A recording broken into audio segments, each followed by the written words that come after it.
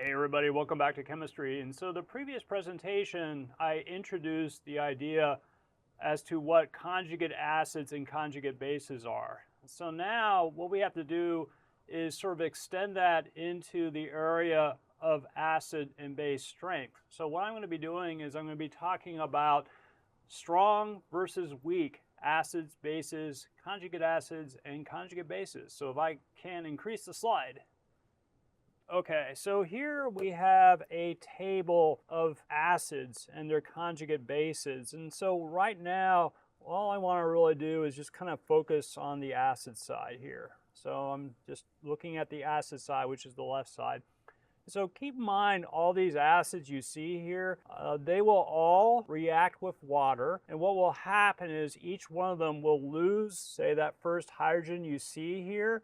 It'll stick on the water and it will produce hydronium ion and the conjugate base. We'll talk more about the conjugate bases later. I want you to notice here that we have some acids on top here. And so these are considered to be the strong acids. Now, you'll notice that we only have 5 strong acids here. However, there's one more. Let me show you where that is. It's called perchloric acid.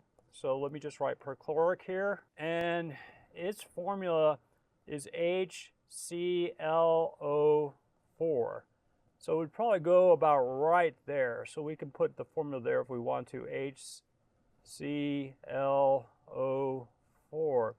So all these are strong acids, and what that means is that all of the acid molecules will dissociate to produce ions. And I'll talk a little bit more about that in a second. Now, below the list of strong acids here, we have weak acids. And so there are a variety of weak acids here. So for example, we have one here called phosphoric acid. Hydrofluoric acid is considered a weak acid. Here is our friend acetic acid.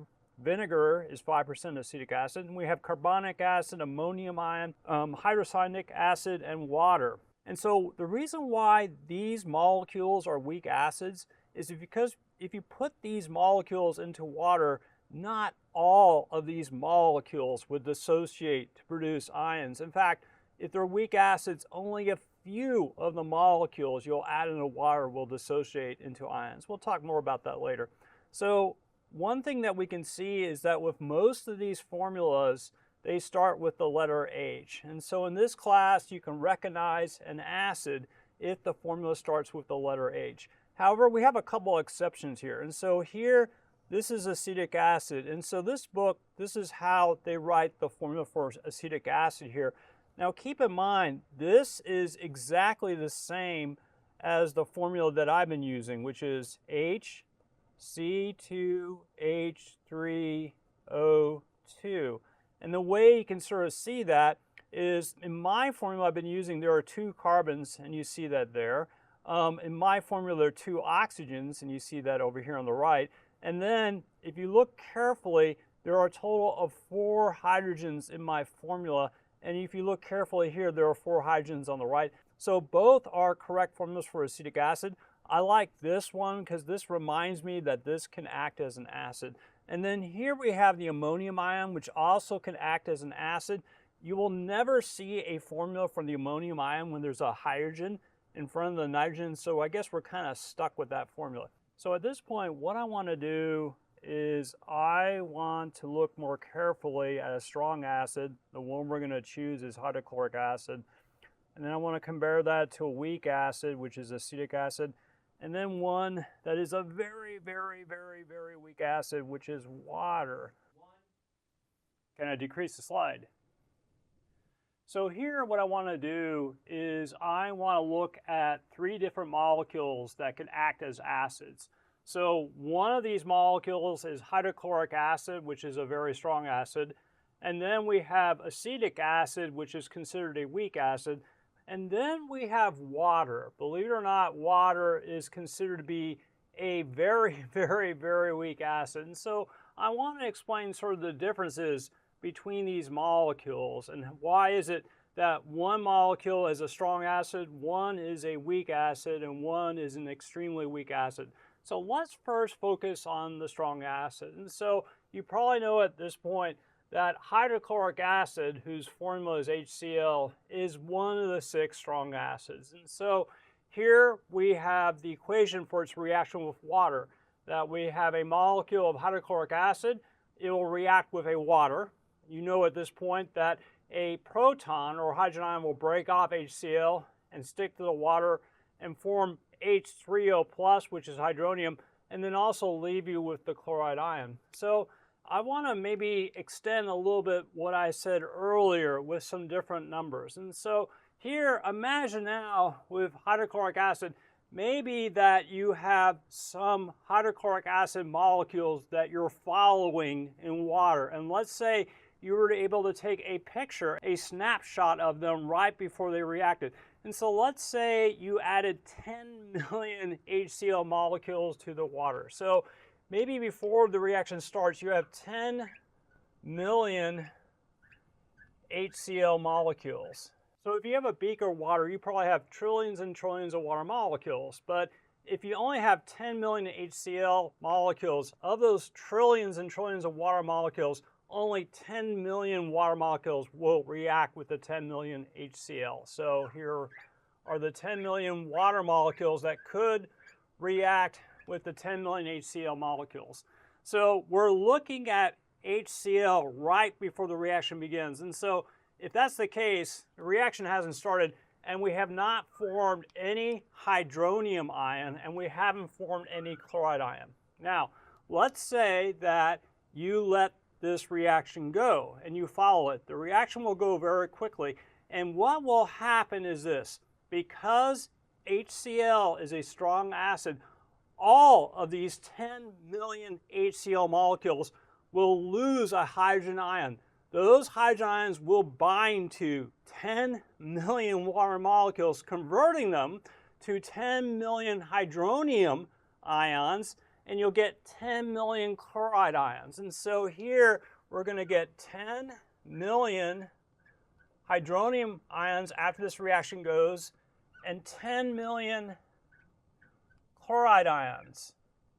Now, once the reaction is done, we basically have converted all the HCl molecules into the products. So you don't have any HCl molecules anymore. And then the 10 million that reacted with the HCl, they're all gone too, even though we still have a lot of water molecules in the beaker. So this is a strong acid because every single one of these HCl acid molecules found a water to react with to produce a product, which is hydronium and chloride. Okay, so we can think about this reaction in several ways. So one way we can think about it is that because it's a strong acid, this acid was able to completely ionize in water. So let me explain that. So you can see here that the reactants, which are HCl and water, these are neutral molecules. These are not ions. However, when this reaction went, all these neutral molecules here converted to ions. And so if that is the case, then we say that this is a strong acid which completely ionized in water. Another way to think about this is because you see all the reactants with the products, this is considered to be an irreversible reaction. So this reaction really did not go to equilibrium. So now let's compare that to a weak acid. And so the weak acid I want to look at is acetic acid. And here I have its formula HC2H3O2. So before I talk about how this acetic acid molecule reacts with water, I want to call your attention to here a picture I have of acetic acid. This is a Lewis structure for acetic acid. You can see there's a carbon here with 3 hydrogens attached.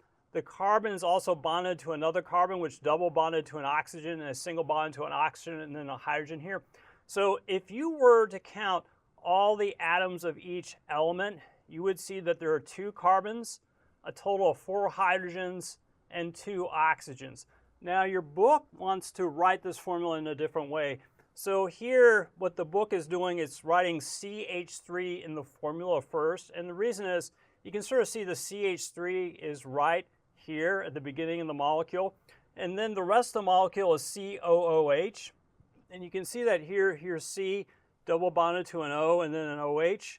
So this is the way the book writes it. Now the way I write it is a little bit different. So basically what I'm saying is we have this molecule here, which I'm circling, which is C2H3O2, but then also part of the molecule is this hydrogen ion here. This is the hydrogen ion that reacts with water. It really isn't these hydrogen atoms or ions that would react with the water. It's this one. So I want to emphasize this hydrogen that's reacting with the water by writing that hydrogen in front of the formula. Okay. So going back over here, let's say here again, maybe we're following this reaction and we take a snapshot of the reaction before it reacts. And let's say we start out with 10 million acetic molecules. Well, again, in principle, this could react with 10 million water molecules.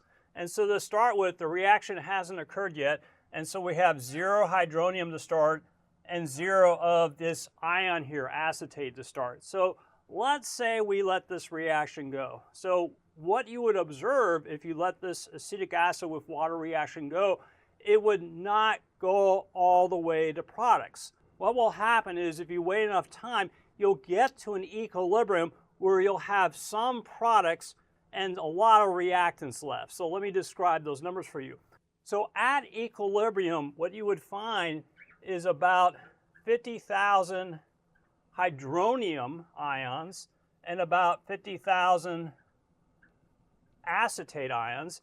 And so you have here what's left when you remove 50,000 of these molecules that you start out with, you would have 950,000 molecules here. And same thing with the water here. Okay. So what you can see is that this is not a strong acid. It is not a strong acid because not all of these reactants here were converted to products. Only a few of them were. So after the reaction is at equilibrium, again, you can see we still have mostly reactants, but we have some products. Now, to remind myself that this reaction is not an irreversible reaction, that this is a reversible reaction at equilibrium, what I'm going to do is I'm going to draw a reverse arrow right here to sort of match the forward arrow like that. Okay, so now let's look at the reaction of a very, very, very, very weak acid, which is water. And so here, what might happen on rare occasion, a hydrogen will break off this H2O molecule and stick onto another water molecule. And when the hydrogen sticks onto this other water molecule, you form H3O plus, which is hydronium, and you get hydroxide. Now, here, whenever you have water, it already is at equilibrium. So the easiest thing to do is just to sort of understand what are the equilibrium concentrations of water molecules and hydronium hydroxide. So here, if you were to look at about 10 million water molecules, what you would find is you only have 1 hydronium and 1 hydroxide. And so that means of the reactants, 1 of the 10 million reactants, so that would be what, 9,999,999, and same here for this other water. So you can see here that barely 1 molecule out of about 10 million molecules became hydronium hydroxide. So this reaction is a very, very, very weak acid. And so we are at equilibrium here, even though we have a lot more reactants, water molecules, than we have products, which are hydronium hydroxide. So we are going to draw a reverse arrow like that to remind us that this is an equilibrium. Now, one of the things the book likes to do is to try to remind us what the relative weakness of these acids is by sort of adjusting these arrows here. And so I'm going to do that right now. So when you have a strong acid, you're going to identify that with just 1 arrow going to the right. Now, when you have a weak acid, what the book likes to do is to sort of adjust these arrows a little bit. And so what we're going to do is to remind us here, when this is at equilibrium here, that here we have mostly reactants. I'm going to draw the reverse arrow a little bit larger than the forward arrow. But you notice when water is reacting, again, we have very, very, very, very few molecules that become products. And so here, if we're going to draw these arrows here, we want to emphasize that we have now a lot more reactants than we had, say, with acetic acid.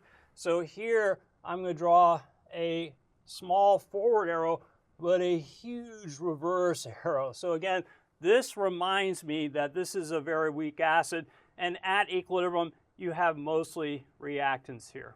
Another way you can look at these reactions is by asking yourself, are these reactions shifted to the right or shifted to the left? So here, looking at the hydrochloric acid example, here you can see with the strong hydrochloric acid, all of the reactant molecules become products, and so you would say, if you have all products, that this reaction is strongly shifted to the right. Here, with this weak acid, acetic acid, that is not true. At equilibrium, we have a few products, but we still have mostly reactants. Therefore, you would say with the acetic acid in water that this is shifted to the left. And then here with water, you can see when you're at equilibrium, you have almost all reactants and very few products. And so you would say it's very strongly shifted to the left. Okay, so at this point, what I want to do is talk a little bit about the conjugate bases of these reactions. And so you might remember that when an acid, say HCl, loses its proton, what it becomes is the conjugate base. So when HCl loses this H, you're left with chloride. And so here, this is the conjugate base. So it's in blue here. And so same thing here with acetic acid here. When you have the acetic acid lose its hydrogen ion or proton, it becomes an acetate ion. So this is a conjugate base. And then same thing here, when one of these few water molecules that reacts loses its hydrogen ion, it becomes hydroxide. So this is the conjugate base. Now, one of the things you need to understand is that there are different strengths of conjugate bases. And so the way you can understand that is understanding that the trend for conjugate bases is opposite that of acids. And so as you go from one acid here to another, they get weaker and weaker and weaker. Here, as you go from one conjugate base to another, they get stronger and stronger. So here, this conjugate base in this reaction, this chloride, is very weak. So this is very weak. This conjugate base in this reaction, the acetic acid reaction, is moderately weak, or just moderate, we can say. And then here with the very, very weakest acid here, which is the water, the conjugate base it forms, which is hydroxide, is very strong. And so this kind of makes sense. Let me explain why. So imagine here you have this reaction where occasionally you have one water molecule losing its hydrogen ion to another to form this hydronium and this very strong conjugate base. If the conjugate base is very strong, it's going to want to accept a proton strongly. So as soon as this strong conjugate base is formed, it's going to grab a proton or a hydrogen ion off hydronium to reform these waters. So it's really the strength of this hydroxide conjugate base that determines here that this reaction is going to be very much shifted to the left. It's going to be shifted to reactants. With the acetate ion here in this reaction, it's not as strong as a conjugate base. So it has some tendency to grab protons from these hydrogen ions to form acetic acid, but it's not as strong here as hydroxide to form water. So here it has some tendency to form these reactants. And so this reaction is still shifted pretty far to the left, but not nearly as far as with the water reaction. Here, with the HCl reaction, the conjugate base is chloride ion. It's very, very, very, very weak. It really has no tendency to grab a hydrogen ion off hydronium to form the reactants again. So that is the reason why this reaction has no backward reaction, is because here this chloride ion has no desire to get a hydrogen ion off the hydronium and to form reactants. Okay, so I want to do a problem related to acid strength and conjugate base strength. So if I can increase the slide. Okay, so on your homework or test, you will probably have a question related to the relative strengths of acids and the relative strengths of conjugate bases. And so what I want you to first is notice in this table that on the left side we have the acids, and as we go up we have increasing strength of acids, and so we have the strongest acids up here, and then the weaker acids are down here. And actually these are in order of strength. So as you go down from 1 to 1 to 1 like this and so on, you're actually, what's going on here is each of these acids is getting a little bit weaker than the prior one. That being said, we still consider all these acids up here to be strong acids and that they will never achieve equilibrium, but the weak acids down here will achieve equilibrium. But as you go down this list, what you'll find is that there'll be more and more reactant molecules and less products, okay? Then on the other side of this, we have conjugate bases. And so these are the molecules that result when here an acid, for example, loses its proton, and that goes to water. So imagine here the hydrogen here breaking off hydrogen iodide. You're left with the iodide ion, and that is going to be the conjugate base. And that is basically true for all these molecules here. So what we're going to do is we're going to compare the strengths of two weak acids. And so we have here carbonic acid, which is here, and we have hydrocyanic acid, which is here. And then also we want to look at their conjugate bases. So the conjugate base for carbonic acid is the bicarbonate ion, and the conjugate base for hydrocyanic acid is the cyanide ion. So let's go ahead and see if we can answer these questions here. So the first question is, what is the strongest acid? And so here we have acids on the left, and the strongest acid is going to just be the one that's further up the chart. So here, the strongest acid, that's a pretty easy question. Between these two acids, hydrocyanic acid and carbonic acid, the strongest one, which is a little bit further up the chart, is carbonic acid. Okay. Which acid produces the strongest conjugate base? Well, you have to remember as you go down this chart here, acids get weaker, right? So if the acids get weaker as you go down the chart, then the conjugate base will get stronger.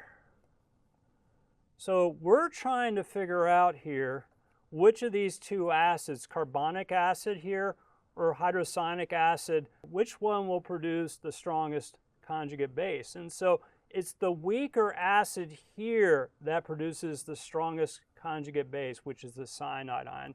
So here, the acid that produces the strongest conjugate base is hydrocyanic acid. Okay, what is the weakest conjugate base? You just have to remember, if you're on the conjugate base side of this chart, as you go down the chart, they go stronger and stronger. So between the bicarbonate ion and the cyanide ion, the weaker conjugate base is the bicarbonate ion. So it's HCO3-.